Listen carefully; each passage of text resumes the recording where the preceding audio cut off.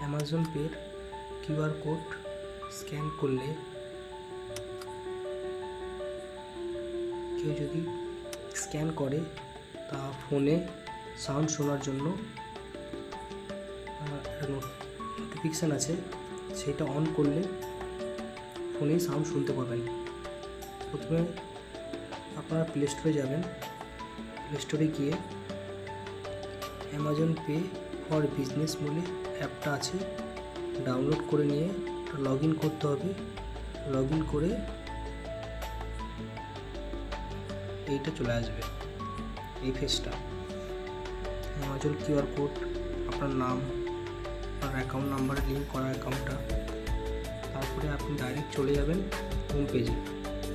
Home পেজে গিয়ে দেখবেন ভয়েস অ্যান্ড নোটিফিকেশান আছে, ওইটাকে অন করবেন। অন করলেই তখনই আপনার কিউআর কোডে কেউ কিছু পয়সা পাঠালে তখন আপনার ফোনেই নোটিফিকেশান বলে দেবে। আর যদি আপনি কেউ কিউআর কোড অর্ডার করতে চান ফ্রি, এই যে নিচে আছে ফ্রি অর্ডার, এখানে আপনি ফ্রি অর্ডার করলেই অর্ডার করতে পারেন।